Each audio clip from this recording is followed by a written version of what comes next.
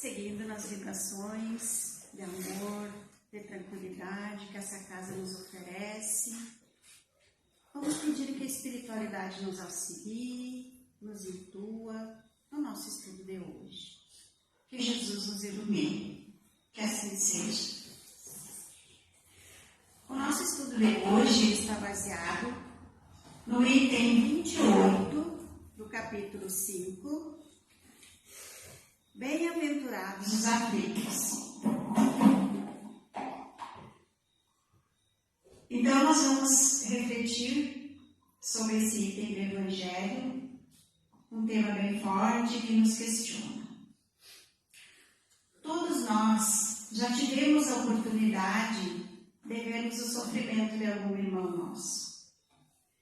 Já tivemos aquele momento de comoção, aquela vontade de aliviar o sofrimento de alguém. Assim, nós fizemos nas campanhas de agasalho para ajudar os desaligados, seja por temporais ou seja por algum sinistro. E quando esse sofrimento é de um ente querido, a nossa reação natural é sempre buscar meios de amenizar esse sofrimento. E dependendo da aproximação desse que sofre, nós sofremos juntos. Nós sentimos a dor desse irmão, sentimos esse sofrimento. E aí vem o Evangelho, e no item 28 do capítulo 5, nos coloca então a seguinte pergunta, em forma de item, lá na instrução dos Espíritos. Um homem está agonizante, presa de cruéis sofrimentos. Sabe-se que o seu estado é desesperador. Será lícito poupar-lhe-se alguns instantes de angústia, apressando-se de um fim? Então, essa é a pergunta que o Evangelho nos faz. E quem responde essa pergunta é o Espírito São Luís, em 1860. E ele nos diz assim: quem vos daria o direito de prejulgar os desígnios de Deus? Não pode ele conduzir o homem até a borda do fosso, para daí o retirar, a fim de fazê-lo voltar a si e alimentar ideias adversas das que tinha? Ainda que haja chegado ao último extremo moribundo, ninguém pode afirmar com segurança que lhe haja chegada a hora derradeira. A ciência não terá se enganado nunca em suas previsões? Então ele inicia essa resposta nos alertando sobre a nossa prepotência, sobre o nosso orgulho de achar que nós temos condição de determinar que aquela situação daquele sofredor chegou ao fim, quando nós não temos essa condição. Não temos a condição de determinar que aquele momento é o momento do final daquela jornada. No grau de evolução que nós estamos hoje, nós não temos essa percepção. Não percebemos que chegou a hora derradeira daquele irmão. E se por acaso chegou, não está em nossas mãos. Não nos cabe apressar o fim da vida de quem quer que seja, por mais que esse sofrimento nos pareça cruel. E aí nós temos aqui duas situações que podemos analisar. A situação do suicídio e a situação da eutanásia. Então, se nós estamos cruzando o caminho de alguém, de uma pessoa que está numa situação extremamente difícil, seja pela perda do ente querido, pela perda dos seus bens, pela perda do emprego, por uma doença grave, e essa pessoa pensa em apressar o seu próprio fim, em colocar um fim na sua jornada, achando que vai se livrar de todo esse sofrimento. Qual o nosso papel? Incentivar? Não, jamais.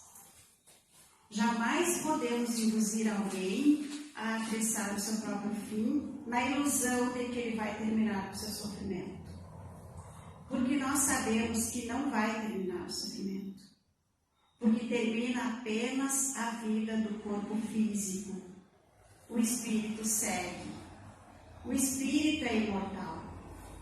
Então, essa ilusão de que acaba o sofrimento não vai levar esse espírito a lugar nenhum, a não ser mais sofrimento. Então, não é o momento de incentivar. Não se extingue a vida. Não se faz essa animação. Porque seremos mais responsáveis do que ele que cometerá o ato.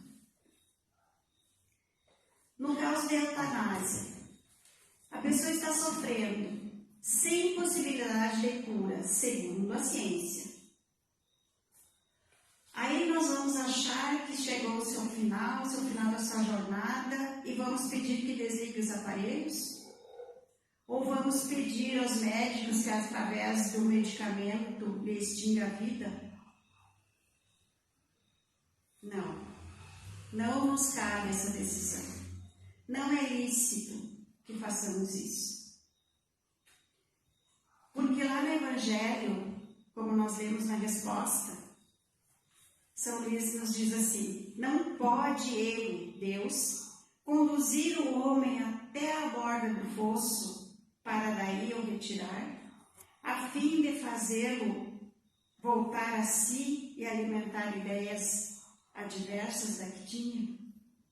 Então nós não sabemos por que aquele irmão está sofrendo, até que ponto ele precisa sofrer para cair em si e compreender. E aí nós vamos lá e interrompemos o processo, pelo nosso livre-arbítrio. Não é esse o nosso papel. Qual é o nosso papel? Aliviar o sofrimento, sim, mas através do amparo, do acolhimento, da conversa, do esclarecimento, da prevenção dos cuidados médicos. Dessa forma, nós podemos aliviar o sofrimento.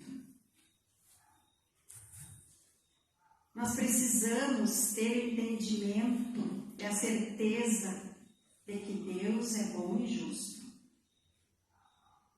Sendo Deus bom e justo, aquele sofrimento não é por acaso, não é um castigo. É algo necessário ao espírito. Porque enquanto o corpo está ali, sofrendo, muitas vezes inconsciente, sem reação, a gente diz está vegetando, o corpo está dessa forma, mas o espírito está ali sendo atendido, sendo conduzido, analisando a sua jornada, precisando aprender com aquele sofrimento. E nós vamos lá e interrompemos, prejudicamos aquele espírito que está passando por aquele sofrimento, por seu aprendizado, e nos prejudicamos, porque contrariamos a lei de Deus. Então, nós temos que pensar muito quando estamos passando por essa situação. Jamais pensar em extinguir a vida. Geralmente, quando acontecem esses sofrimentos nas nossas famílias, esse aprendizado é para o espírito que está sofrendo e para todos os que estão naquela convivência. E o que acontece muitas vezes? A família, em vez de se unir para ajudar aquele irmão, para aliviar o sofrimento daquele irmão, ao contrário, se desune. E aí fica um ou dois sobrecarregados. E aí as pessoas pensam em aliviar o sofrimento daquele irmão, extinguindo-lhe a vida. Será que nós estamos pensando em aliviar o sofrimento daquele irmão ou do nosso sofrimento? Já estamos cansados dessa jornada. Queremos descansar, então pensamos em aliviar o sofrimento do irmão, quando lá no nosso íntimo a gente quer aliviar o nosso sofrimento. Então temos que ter muito cuidado com esse sentimento. São Luís ainda nos diz assim: Sei bem haver casos que se podem, com razão, considerar desesperador.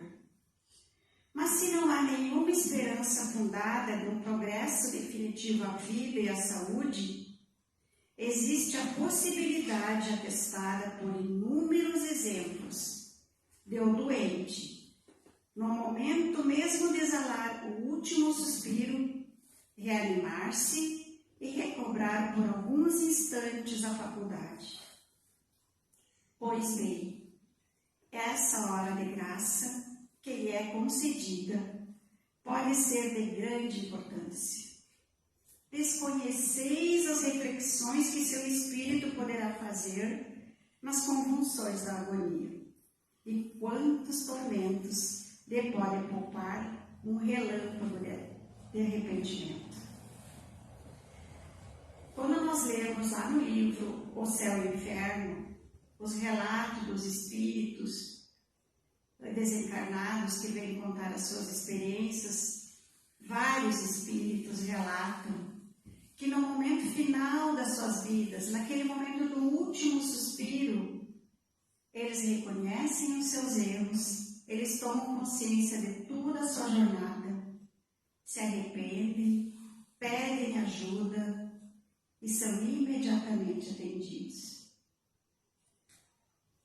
Então, não nos cabe interromper esse processo. Nós não sabemos a história daquele espírito. Não conhecemos as suas vidas passadas, as suas outras jornadas. Não temos o direito de interromper esse processo. São Luís nos diz ainda: o materialista que apenas vê o corpo e em nenhuma conta tem a alma. Aqui, quando ele fala do materialista, não é aquele materialista no sentido de apego aos bens, mas o materialista naquele sentido de achar que morreu, acabou. Não considera o espírito. Então, morreu, acabou o sofrimento. Então, essa pessoa que pensa dessa forma, ela não consegue compreender que não se abrevia a vida.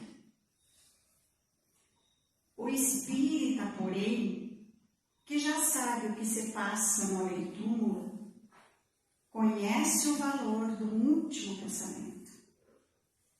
Minorai os derradeiros sofrimentos quanto puderes, mas guardai-vos de abreviar a vida, ainda que de 1 minuto, porque esse minuto pode evitar muitas lágrimas no futuro. Então, aqui ele diz: minorai os derradeiros sofrimentos. Como é que a gente pode minorar esses sofrimentos? Como é que a gente pode diminuir esse sofrimento? Através do auxílio. Ajudando esse irmão que está em sofrimento. Ajudando a família. Conversando, orientando. Nos propondo auxiliar nos cuidados, para que aquela pessoa que está ali cuidando, sobrecarregada, possa ter 1 minuto para si, possa ter um dia para si. É dessa forma que nós fizemos a caridade, é dessa forma que a gente diminui o sofrimento do irmão. E podemos também ajudar através da prece. E aí, na hora da prece, também nós temos que ter um cuidado. Porque nós temos uma certa mania de muitas vezes querer ensinar Deus na hora da prece. A gente vai lá e pede: ó Pai, o irmãozinho está tão doente, sem possibilidade de cura. Leva ele, recolhe. Como diz Raul Teixeira, a criatura é filha dele. Ele é que sabe o momento de recolher ou de não recolher. Então, quando a gente pede para que ele recolha aquela pessoa, nós podemos estar, através dessa energia da prece, atrapalhando aquele espírito que está sofrendo um processo de libertação, um processo de aprendizado. Então, a gente não pede para que recolha, a gente não pede para que cure, a gente pede para que Deus faça o melhor por ele. Para que ele aceite aquele sofrimento com resignação, com amor,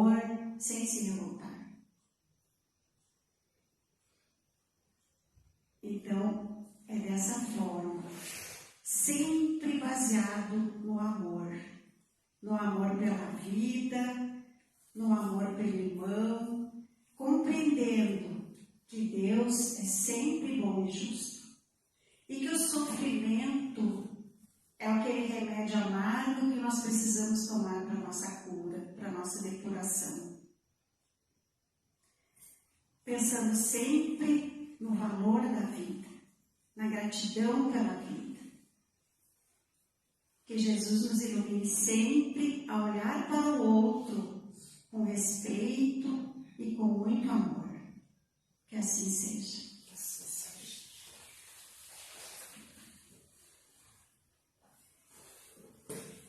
Elevemos o nosso pensamento. Deus, nosso Pai, nós te agradecemos pela vida, pela oportunidade de estarmos aqui, vivendo as nossas experiências, evoluindo. Agradecemos pela oportunidade de conhecer os teus ensinamentos. Te pedimos que possamos vivenciá-los com amor. Agradecemos a presença do nosso Mestre Jesus. Sintamos a sua presença. Sinta Jesus à sua frente. Sinta essa luz que ilumina todo o teu ser. Permita que essa luz penetre no teu corpo físico, retirando toda angústia, toda preocupação, toda dor, toda tristeza. Sinta o teu corpo leve. Sinta essa energia de Jesus enchendo teu coração de amor, organizando teus pensamentos no bem, pensamentos na paz. Sinta-se um ser de luz. Sinta que você é amado, apesar de todas as dificuldades que enfrenta. Essas dificuldades que vêm para nos ensinar. Obrigada, Mestre, por estar conosco. Ilumina a nossa vida e o nosso caminho sempre. Que possamos sempre te ouvir, através dos bons espíritos que estão sempre a nos intuir. Obrigada, Pai, pelo dia de hoje